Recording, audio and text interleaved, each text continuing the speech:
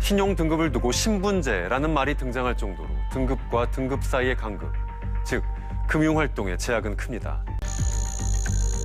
등급이 내려가면 다시 올라오기 어려운 이유는 등급에 따라 금리 차이가 크기 때문입니다. 1금융권에서 완만하게 증가하던 금리가 2금융권으로 넘어가는 순간 급격하게 높아집니다. 3금융권의 금리는 무려 19%를 넘습니다. 이렇게 적용되는 금리가 과연 합당한 것일까? 법정 최고금리 인하를 강하게 주장해온 이재명 경기도지사. 여당 의원들에게 편지까지 보내 최고금리를 10%까지 낮춰야 한다고 호소했습니다. 금융 카스트 제도 1, 2, 3등급은 돈이 필요 없는데 거기서 자꾸 빌려주려고 그러고 그 이하 6, 7, 8, 9, 10등급은 돈이 필요한데 난 돈이 없고 재산도 없으니까 안 빌려준다. 이 시스템을 이재명 지사의 파격적인 금리 인하 주장. 실제로 그런 것들이 엄청난 재정적 부담으로 다가올 수밖에 없다는 비판도 있습니다. 포퓰리즘 지적이 있는데 지금의 예를 들면 금융제도는 가장 약탈적입니다. 예. 저는 10%도 높다고 생각합니다. 돈을 빌려서 못 갚는 사람들한테 안 그래도 힘들어서 못 갚고 있는데 거기다 이자를 올리면 더 못 갚게 되겠죠. 이게 사실은 역설입니다. 갚을 수 있게 만들어줘야죠. 실제로 이 문제에 대해서는 공짜로 빌려갈 거냐, 돈 빌려가는데 이자 내는 건 당연하냐라고 하는 상식적인 반론도 있습니다. 적정한 이윤을 보장해 줘야 되겠죠. 근데 그게 적정성을 넘어선다면 옳지 않은 겁니다. 지금 한국은행에서 금융기관에 빌려주는 게 0.5%인데 왜 대부업체는 24%까지 받도록 허용을 하느냐. 10%만 해도 충분히 합리적 이윤을 얻을 수 있다는 거죠. 그러면 24%를 받아야 이윤을 얻을 수밖에 없는 사람은 어떡하느냐. 그런 사업은 하지 말아야죠. 요즘 이분이 우리 사회에 던지는 정책 화두가 참 많은데요. 기본소득에다가 기본주택, 이번에는 기본대출권 도입을 제안을 했습니다. 어떤 내용인지 이재명 경기지사 연결해서 직접 들어보겠습니다. 설명이 좀 더 필요해 보이는데 어떻게 하자라는 말씀이세요? 아주 간단하게 말씀드리면요. 발권 이익을 특정 소수만 누리니까 화폐 발행에 따른 이익을 돈 많고 우량 대기업들만 저리로 얼마든지 빌려 쓰는 이익을 누리는데 네. 서민들은 24%씩 이자 주면서 그것도 제대로 못 빌려 쓰지 않느냐. 이게 개인 게 아니라 결국 국가의 화폐를 빌리는 것인데요. 네. 지금 정부 중앙은행에서 0.5%로 은행에 빌려주고 은행은 이걸 가지고 이제 대출 사업을 하지 않습니까? 네. 근데 이게 전부 대다수의 국민들은 소외되기 때문에 이제 최소한의 대출 받을 권리를 부여해주자. 예. 아주 이제 일정에게 장기 저리로 원한다면 보통은 평생에 한 번 쓸 수 있는 마이너스 통장을 하나 만들어주자 그런 거죠. 저리라고 하는 것은 우량 대기업이나 고액 자산가, 네. 고소득자들처럼 지금 같으면 은행의 대출 금리 1, 2% 정도로 빌려줘야 한다고 보고요. 네. 기간이야 저는 그게 3년 쓰다가 갚든지 또 10년을 쓰든지 20년을 쓰든지 이자만 잘 낸다면야 네. 그렇게 원하는 만큼 쓸 수 있게 해주자는 것인데요. 액수를 제한해야죠. 그것도 수억씩 빌려주자는 건 아니고요. 신용도와는 상관없이 국민이라면 누구나 또 이런 개념입니까? 그렇습니다. 그래서 기본이라는 말을 붙인 것이고요. 예. 우리나라에서 은행에서 돈 빌리는 사람들 중에 네. 소위 이제 연체하는 사람들 비율이 0.1몇 퍼센트 정도 됩니다. 1,000명에 한두 명? 네. 네, 그런 정도인데 이 사람들도 그냥 안 주면 그만이 아니고 있는 재산 없는 재산 다 털어가지고 평생 쫓아다니면서 받지 않습니까? 네. 떼먹는 게 거의 불가능해요. 즉 떼먹는다, 지금 못 갚는다는 것은 갚을 능력이 없는 사람이 어쩔 수 없이 못 갚는 거죠. 네. 그런 사람들이 1,000명에 한두 명 정도인데 그 사람들 때문에 빌려주지 않으면서 이자를 고리로 받는 거 아닙니까? 네. 옆집에서 못 내면 네. 이웃집 보고 다 내라. 예. 이렇게 하고 있는 건데 지금 이 저신용자들에 대해서 고리 이자 받는 게 딱 그 모양이 있습니다. 예. 그러니까 가난한 사람들끼리만 한 묶음을 만들어가지고 신용등급 부여해가지고 다른 사람이 못 갚을 수 있으니까 네가 그 사람들 못까지 내라. 네. 이 사람은 착실히 다 갚는데 말이에요. 그러니까 은행은 예대 마진으로 먹고 산다. 약간 좀 단순하면 네. 이런 얘기까지 하는데 그렇습니다. 지금 지사님이 말씀하시는 그 장기 저리에 어떤 대출이 도입이 되는데 은행은 뭐 먹고 삽니까? 그 중에서 못 갚는 사람 비율이 네. 지금 그 24% 이자를 쓰는 사람들 200만 명이 평균 800만 원 정도를 빌려 쓰고 있는데요. 네. 이 사람들 중에서 못 갚는 사람 비율이 5% 미만입니다. 많아야 6, 7%. 지금 뭐 8% 돼간다고 난리 났다고 그러는 거예요. 네. 100명 중에 5명 정도인데 이 사람들이 가지는 신용 리스크를 네.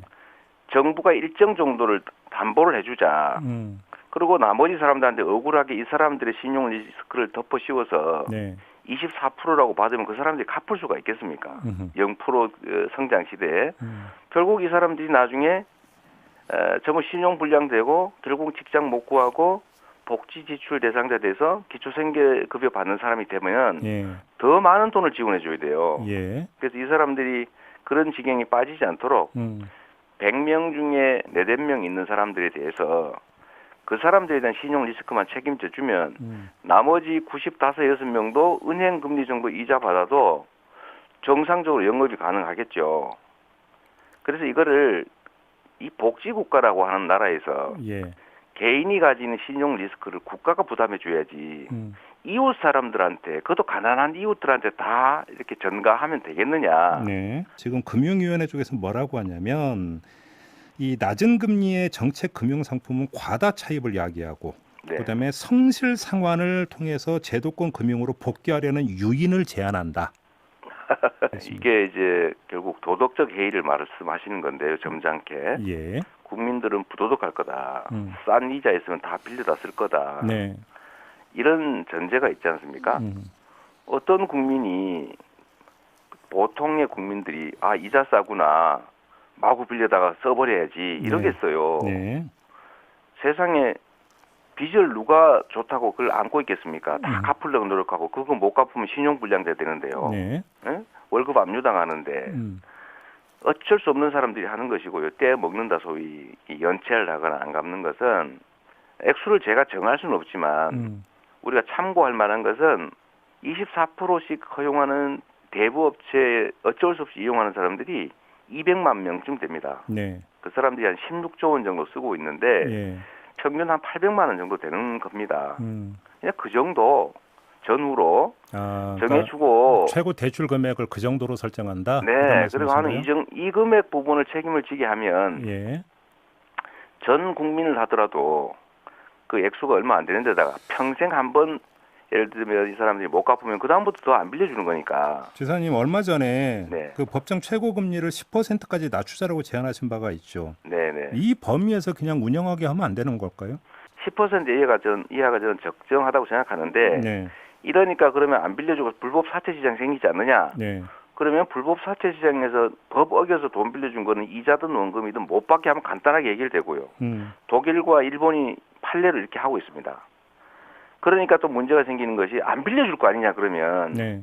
그러니까 정부에서 누군가한테는 이 불법 사채를 쓸 수밖에 없는 사람들이 있을 수 있으니 네. 그 사각지대를 막기 위해서 일정 정도 금액은 누구나 평생 마이너스 통장처럼 빌려 쓸 수 있게 해주자. 아하. 이 세 가지는 동시에 작동해야 유효하죠. 네. 10% 이자를 낮추면 불법 사채 시장 가서 25%를 빌려 쓰지 않겠느냐. 아니 이자 10% 이상 빌려주면 이자를 아예 못 받는다 또는 독일이나 일본 판례처럼 원금까지 못 받는다 이러면 네. 이건 간단하게 막을 수 있고요. 그 경우에 대출을 못 받는 상황이 발생할 수 있으니까 그때 대부업체 금액 정도를 정부가 책임져 주면 정부에서 생기는 손실은요. 복지 지출보다 훨씬 적을 뿐만 아니라 500명 중에 1명이 갚지 않았다라고 계산을 한번 해보시면은요. 그 금액이 연간 몇십억에 불과합니다. 현직 은행원이라고 본인을 소개를 하면서 이 정부 대출인 햇살론 대출을 완화하면 좋을 것 같습니다라고 오히려 대안을 제시해 주셨는데 어떻게 바로 그 받아들이십니까? 말이죠. 이게 지금 현재 정부의 햇살론이라고 하는 게 네. 8 내지 9% 이자로 그것도 원하는 사람이 다 빌릴 수도 없고요. 네. 어떤 거는 17.9% 받는데 이 서민들한테 정부가 예산 들여서 빌려주는데 8, 9%, 18% 이렇게 받으면 살 수가 있습니까? 네. 이거를 1, 2%로 낮추고 예. 원하는 사람은 일정 금액까지는 다 쓰게 해주되 예. 이들 중에서 지금 연체율이 보통 0.5% 뭐 엄청 높다고 난리인데 이 정도 한 1%까지 각오하면 네. 사실 정부의 부담이라고 하는 게 극히 얼마 안 됩니다. 근데 이거를 한 푼도 못 주겠다. 복지 지출은 무상으로 100% 그냥 주는 게지만 대출은 어떤 경우에도 100%를 반드시 받아야 되겠다. 이 신념 때문에 생긴 일이잖아요. 네. 그래서 복지 지출 100% 환수 안 하는 거, 대출 100% 환수하는 거, 그 중간쯤에 1% 정도 손실을 감수하는 대출, 이런 복지 대출을 만들면 복지 대상자가 확 줄어든다 그 말입니다. 예전 신용카드 사태를 보면 선회가 가능할지 의문입니다라는 어떤 그 지적을 해주셨는데 어떤 말씀 주시겠습니까? 그때 당시에 카드를 한 사람한테 막 5개씩, 10개씩 발급을 해주니까 네. 그걸 돌려 쓰느라고 그런 문제가 생겼던 거 아닙니까? 네. 카드를 1개 이상 발급하지 말고 예를 들면 금액도 일정 정도 한도에 있으면 그런 사고가 안 났죠. 근데 악의를 가진 사람이 악의적으로 악용하지 못하도록 하는 장치를 만들면 되는 겁니다. 그래요? 이것도 예를 들면 대출을 1,000만 원씩 평생 한 번 빌려 쓸 수 있다. 네. 그러니까 마이너스 통장이니까요.